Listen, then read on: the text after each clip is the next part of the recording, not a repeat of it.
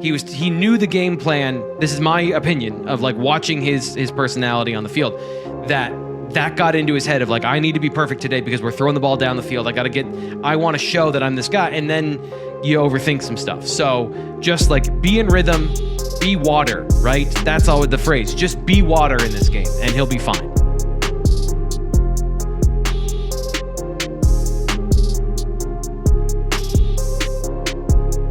Yep, absolutely, T. Frank. I'm right there with you. All right, let's move on now to a look at who needs to step up for Penn State in this game. So after 3 weeks of play, Penn State is 3-0.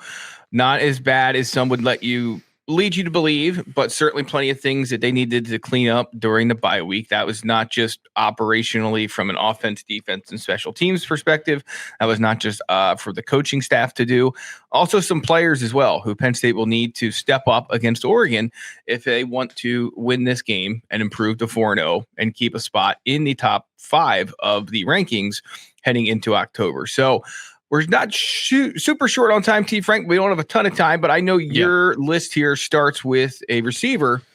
Let me hear it. Kyron Hudson. He's wearing number 1. They've essentially anointed him the number 1 wide receiver. And I just go back to individual plays that I just think should not happen.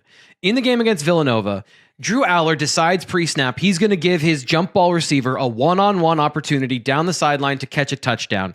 And Kyron Hudson gets pushed out of bounds by a Villanova corner. I don't care if that player is going to go to the NFL.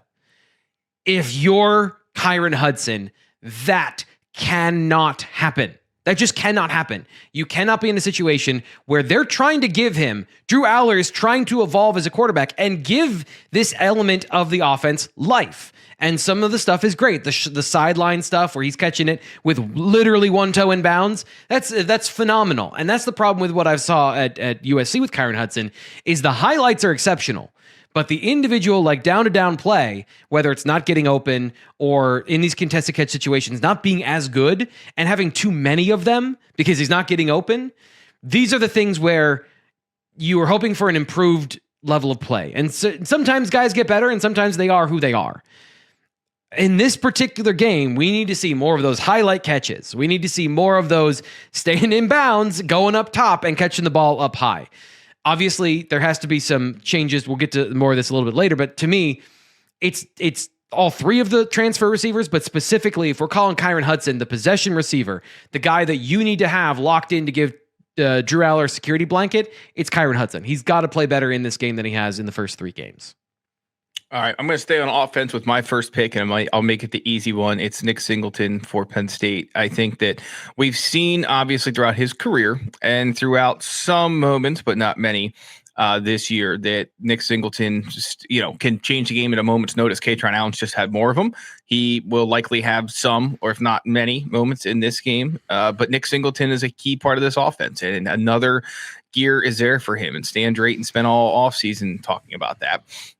And it's time to find it in this game. So does not need to be perfect by any means, but the more they can get out of him, both as a pass catcher potentially and as a running back, obviously, when you're not averaging, 2.5 to 3 yards a carry, over 20 anyway, would certainly be a big deal. So that's where I start my list, and I'll let you move on to your next one.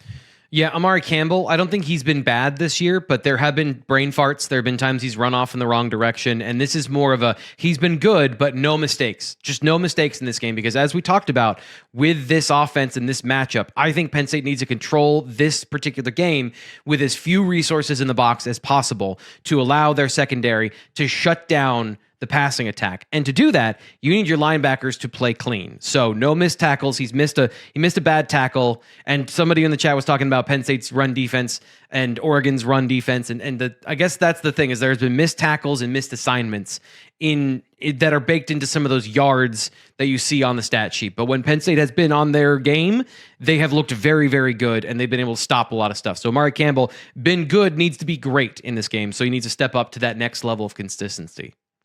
Yeah. So my next one is the other safety. And I think obviously we saw King Mack move into that role over the course of the non-conference after Antoine Belgrave-Shorter won it out of preseason camp. But also they say it's going to be a continuing competition. So whoever wins that job, or quote unquote the starter for the week, I guess you could say, needs to be as reliable as Wheatley is. And I think that Penn State, as we've talked about at nauseum, has not had to deal with a passing attack that threatens it. But when it does, that other guy, we know what Wheatley is going to do when he's put in passing pressure situations. Whoever the other guy is that's out there with him must step up and carry his share of the load. I'm going to change my last one to your last one as well, because we're on the same page. And it's as obvious it gets. It's being run down in the chat. It's Drew Aller. Yep. Yeah, he's got to be good. Like no bad Drew. No bad Drew in this game. And that means not missing the easy ones, but then not letting the easy ones that he misses affect the other throws in his game. I go back to the FIU game where I felt like the plan of attack was to throw and get Devontae Ross involved. And there was a certain level of he was too hyped up. He knew the game plan. This is my opinion of like watching his personality on the field, that got into his head of like, I need to be perfect today because we're throwing the ball down the field.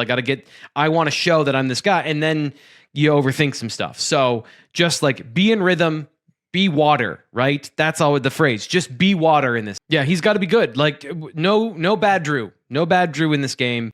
And that means not missing the easy ones, but then not letting the easy ones that he misses affect the other throws in his game. I go back to the FIU game where I felt like the plan of attack was to throw and get Devontae Ross involved. And there was a certain level of he was too hyped up. He knew the game plan. This is my opinion of like watching his personality on the field, that got into his head of like, I need to be perfect today because we're throwing the ball down the field.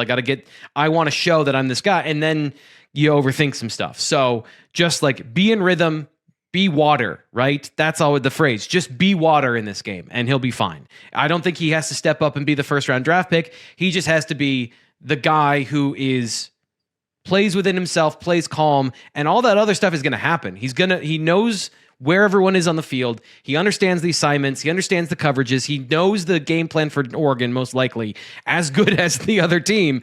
He just has to go out there and let what he knows show on the field. And, that has been a struggle for him at time, and we'll see if he can step up and do that.